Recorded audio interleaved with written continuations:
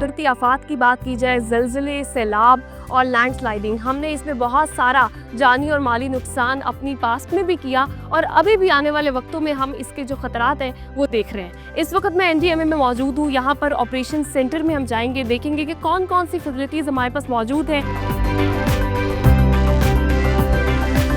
NDMA जैसा कि आपको पता है कि नेशनल डिजास्टर मैनेजमेंट अथॉरिटी, ये फेडरल लेवल पे एक एपेक्स बॉडी है जो मुल्क में आने वाले तमाम किस्म की आफात, खसूसन कुदरती आफात से निमटने के लिए हिकमत अमली बनाता है।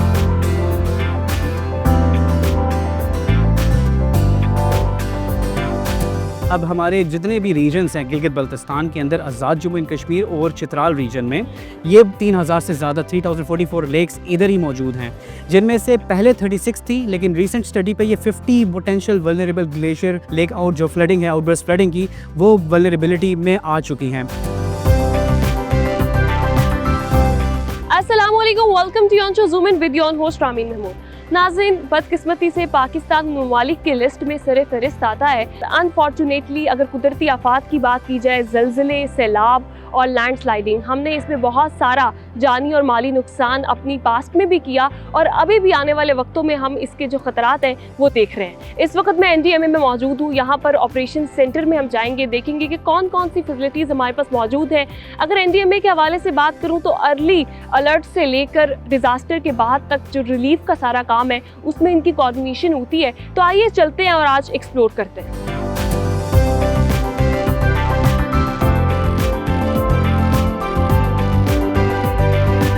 पाकिस्तान की अगर मैं बात करूँ, जहाँ पर अल्लाह ताला ने से बेशुमार नेमतों से नवाजा है, वहीं पर unfortunately most affected by climate change और दुनिया के उन ममालिक में आता है जहाँ पे कुदरती आफात जो है उसका सामना हमें करना पड़ता है। अगर बात की जाए अर्थक्वेक के हवाले से, बात की जाए फ्लड के हवाले से, लैंडस्लाइडिंग के हवाले से या दीगर जो डिज़ास्टर्स हैं, ऐसे में NDMA किस तरह काम कर रहा है, आज मैं उसको एक्सप्लोर कर रही हूँ। ये फेडरल लेवल पे एक एपेक्स बॉडी है जो मुल्क में आने वाले तमाम किस्म की आफात, खसूसन कुदरती आफात से निमटने के लिए हिकमत अमली बनाता है और उसके तमाम स्पेक्ट्रम ऑफ डिजास्टर मैनेजमेंट को ये कंप्लीट उनकी प्लानिंग करता है, उनको मैनेज करता है और उसके हिफाजती इकदाम वगैरह भी इसके उसमें शामिल। बिल्कुल, मुझे state of the art technology यहाँ पर जो है वो नज़र भी आ रही। मुझे बताइएगा कि state of the art technology में हमारे पास, पाकिस्तान के पास कौन कौन सी टेक्नोलॉजीज़ हैं जो हम इस्तेमाल कर रहे हैं, मज़ीद क्या अचीवमेंट्स हैं NDMA की? अच्छा, इसका मैं थोड़ा सा एक तफसील से जवाब देना चाहूँगा। सबसे पहले तो ये एक इंतहाई अहम अमर है कि दुनिया भर इस वक्त क्लाइमेट चेंज के असरात से अफेक्ट हो रही है। पाकिस्तान उसमें इस वक्त चौथे नंबर पे है, जबकि उसमें हमारी कंट्रीब्यूशन खासी कम है, ना होने के बराबर है। 2022 के सैलाब और उससे पहले काफ़ी कुदरती आफात हमारी पूरी कौम उसको देख चुकी है। उसके बाद ये इस चीज़ पे एक अहमियत उजागर हुई कि हमें मुल्क दुनिया भर में मौजूद जितनी टेक्नोलॉजी है उस सारे का एक भरपूर फ़ायदा उठाते हुए हमें सिर्फ रिएक्टिव डोमेन में डिज़ास्टर मैनेजमेंट को नहीं देखना है, बल्कि हमें उसका जो पहला फेज़ है, दैट इज़ प्रेपरेटरी फेज़, उसमें अपनी एक प्रोएक्टिव अप्रोच भरपूर तरीके से तमाम टेक्नोलॉजी को इस्तेमाल करते हुए, बरूए कार लाते हुए एंटिसिपेटरी एक्शंस, ट्रेनिंग्स, प्रैक्टिसेस करनी है ताकि आने वाली आफात को तो आप नहीं रोक सकते, लेकिन उनके असरात को आप खत्म कर सकते हैं या बहुत मिनिमाइज कर सकते हैं।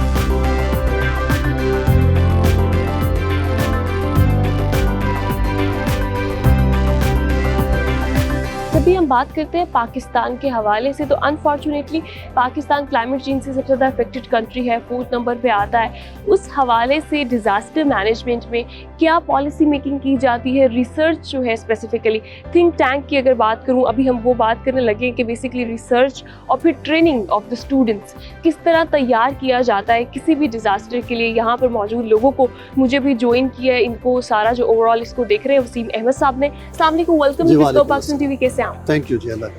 मुझे ये बताइएगा थिंक टैंक की जो बुनियादी रिस्पॉन्सिबिलिटी है वो क्या है? कुदरती आफात से मौसर तौर पे बचाव हो और उसके लिए भरपूर तैयारी करनी हो। इसके लिए ज़रूरी है कि हम वक्त से पहले हमारे पास आगाही होनी चाहिए, और ये आगाही जो है ये ना सिर्फ इदारा जाती लेवल पे चाहिए, इवन आवाम की सतह पर चाहिए। और NDMA की अप्रोच भी है जो प्रोएक्टिव अप्रोच है, उसके तहत भी नोइंग फर्स्ट कि वक्त से पहले हम ख़तरात को जो देखें, हमारे मुस्तकबिल में हमारे डिज़ास्टर के ख़तरात हो सकते हैं, उसको हम पहले से पहचान लें और उसके मुताबिक एक्शन करें। सो नोइंग फर्स्ट इज़ दी, ये हमारा पिलर है, एक सुतून है NDMA की प्रोएक्टिव अप्रोच का। उसी प्रोएक्टिव अप्रोच के तहत national institute of disaster management है, जो कि NDMA का थिंक टैंक है, वो ऑपरेट करता है। और उसका बुनियादी रोल ये है कि हम एकेडेमिया को इंगेज करें, तमाम इंटरनेशनल और हमारी जो कौमी यूनिवर्सिटीज़ हैं उनको इंगेज करें, नॉट सिर्फ यूनिवर्सिटी के लेवल पे नहीं, कॉलेजेस लेवल पे, इवन स्कूल्स लेवल पे स्टूडेंट को इंगेज करें और फिर वॉलंटियर को इंगेज करें। और उनके साथ मिल के हम जहाँ कौमी यूनिवर्सिटियों को और बैनुल-अक़वामी यूनिवर्सिटियों उनके साथ को आप काम करें। मुझे बताइएगा, अभी फ्लड की सिचुएशन चल रही है बहुत पाकिस्तान के मुख्तलिफ एरियाज़ में, तो आपके वॉलंटियर्स वहाँ पर काम कर रहे हैं रिलीफ एक्टिविटीज़ में? बिल्कुल, हमारे वॉलंटियर, चूँकि हमारा एक पूरा सेगमेंट है, ट्रेनिंग्स का भी है, रिसर्च के साथ साथ हम ट्रेनिंग्स भी करवाते हैं पूरे पाकिस्तान में। और हमारे ट्रेनिंग्स में जो पार्टिसिपेंट होते हैं उसमें गवर्नमेंट के लोग भी होते हैं, NGOs के लोग भी होते हैं, INGOs के लोग भी हैं, स्टूडेंट भी हैं, और एक बहुत बड़ी तादाद है जो वॉलंटियर की होती है। और वो पूरे पाकिस्तान में लाखों लोग हमारी इस तरबियत का हिस्सा बन चुके हैं और काम भी कर रहे हैं।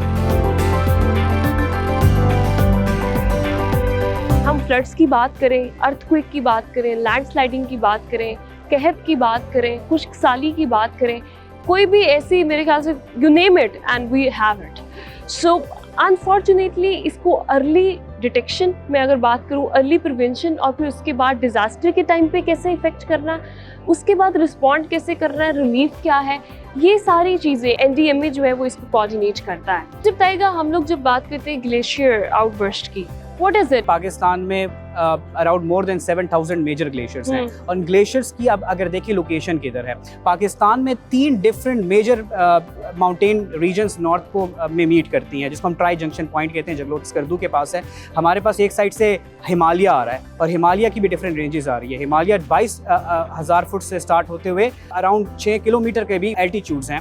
हमारे पास आउटर हिमालय है, पीर पंजाल रेंज है, inner Himalaya, trans Himalaya and mighty Himalaya, जो हमारे ईस्टर्न साइड को, एंड ऑल्सो हमारा जो रीजन गिलगित बल्तिस्तान है। Then we also have the Karakoram range, जो कि गिलगित बल्तिस्तान के नॉर्थ पे है।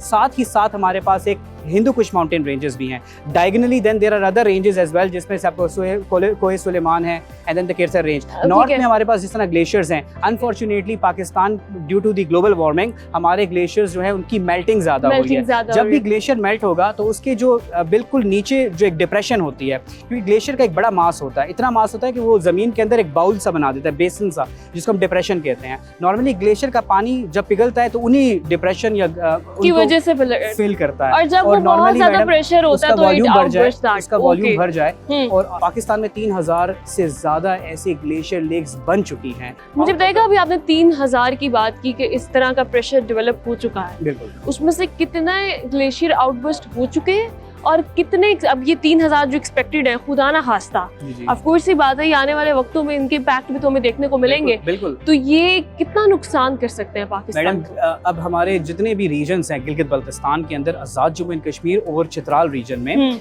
ये लगभग 3000 से ज्यादा 3044 लेक्स इधर ही मौजूद हैं, जिनमें से पहले 36 थी, लेकिन रिसेंट स्टडी पे ये 50 पोटेंशियल वल्नरेबल ग्लेशियर जो फ्लडिंग है, आउटबर्स्ट फ्लडिंग की, वो वल्नरेबिलिटी में आ चुकी हैं। जैसे मैंने बताया कि अगर आप हुंजा की बात करें तो गाकुच और शिस्पर ग्लेशियर है, बूनी ग्लेशियर है, रेशम ग्लेशियर है, चांटर ग्लेशियर है। तो ये 50 ऐसे एरियाज हैं जहाँ पे खुदा ना खासा ग्लेशियर लेक आउटबर्स्ट फ्लडिंग हो सकती है। याद रखिए, जब भी ग्लेशियर लेक आउटबर्स्ट फ्लडिंग होती है तो एक बहुत massive volume of water down stream जाता है, और इसके सामने जो चीज़ भी आए, चाहे वो बड़े बड़े बोल्डर्स हों, ये उसको भी उड़ा के ले जाता है।